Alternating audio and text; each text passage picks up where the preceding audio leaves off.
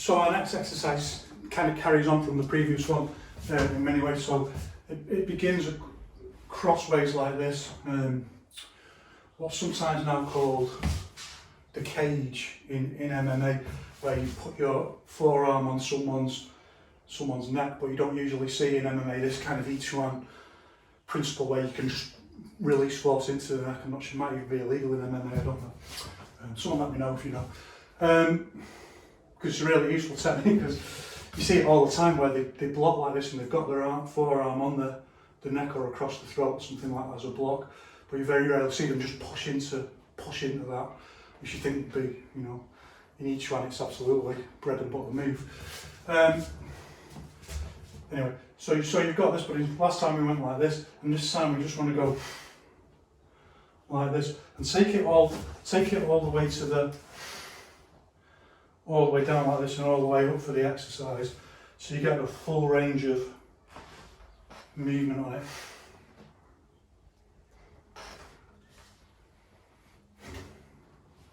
Making a funny noise.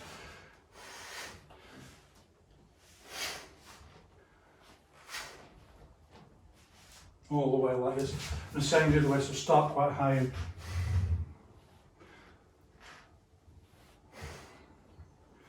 close, open. And try to feel if you're over tensing, and if you are, just relax. You know, like whole body connected movement looks quite tense, but it isn't. Again, other way.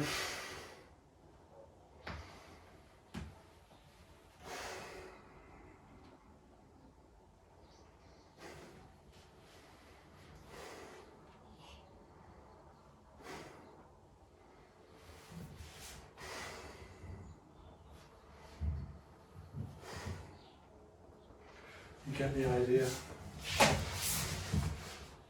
So then, just as before, we bring our basic exercise into just moving up into this dynamic lock point.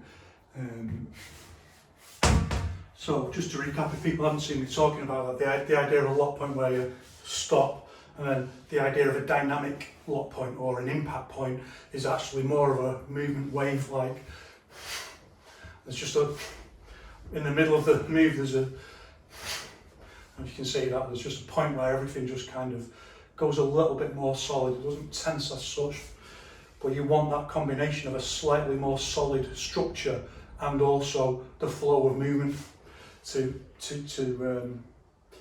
make the impact point. And the impact point is obviously where you impact. So that kind of practice. And of course, we can start from the middle and go up, and then just like we're just doing that, and then just doing that out. So I'll work on one, then the other.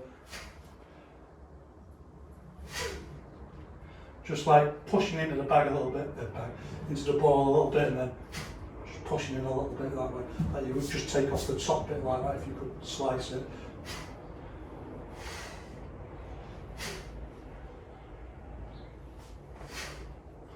So quite relaxed, because you want to give your body the right amount of feedback to check everything, to check the posture, to check the routine. We'll do this one this way.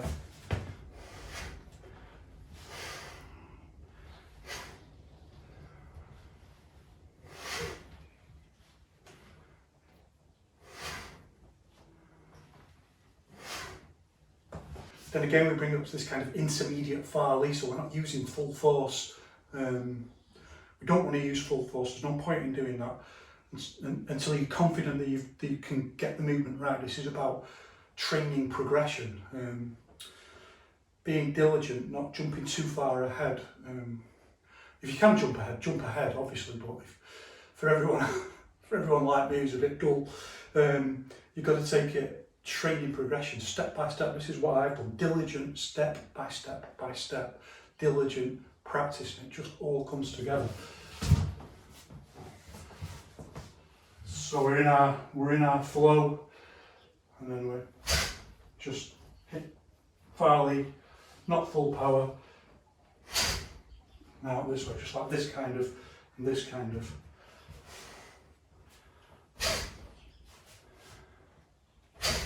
Kind of like a karate kind of block, but those blocks are really looked down upon, which is quite odd really when you think like, if someone's just grabbed hold of you or they're there and you just want to push into their face and neck with your forearm, then it's a really useful technique. It only becomes a little bit implausible when you try to block a punch like that, which is a little bit more difficult. But if you just want to go like that and forearm someone in the face, it's obviously an absolutely fantastic move. It's a great big move. Their head can be moving anywhere along this line and you're going to hit it with something.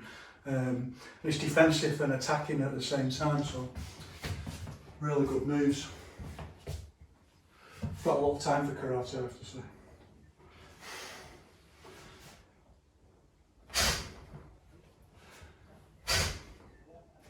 Flow, flow, and then I'll do this one this way, inside, flowing, and then out, Farley. No wall wobble there, I don't know if you can see it. It's not a flimsy building. Good old council workmanship. It's a stick that's wobbling.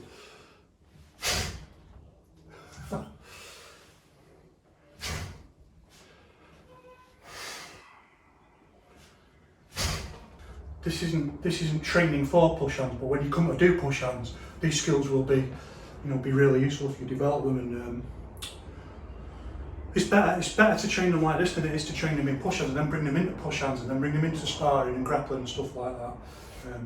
It's much better to train them like this. It's better resistance than a person gives anyway. It's actually better than push hands. I've said it 5 times, haven't I? So now we want to go up a step again. Still intermediate, but it's more advanced for within the intermediate category. We want to hit in Farley down in this way and then push out this way. So 1, 2. This is harder structural, a more advanced structural ability within each one. The ability to use this like Farley just isn't single movements. It's a whole movement paradigm. Do whole combinations with Farley. So we want to in and then out, in, out. Like we've taken someone's arm down and then we push him with the forearm. So again from our flow. It don't have to be from flow, by the way. I do a lot of press where you just do it off the spot like that. Look at that another time. But for now we want to develop this movement quality. Flow, flow, flow. And the reason we want that is that it's really hard to do on the fly. And that's one of the things that push hands really does develop, because if someone pushes in on you, you need to do this exact movement as they push in. 1, 2. You can't determine when they're going to do it. You might sense it, but you need to be able to do it on the fly from flow. And that's one of the ideas behind push hands. Whether that quite works as well as it should, and that's another question. But we want to do it in the flow, down and then out. And same thing for do it this way, up and then push this way. So flow, up and then, you might not be able to see the direction shift. Up and then in.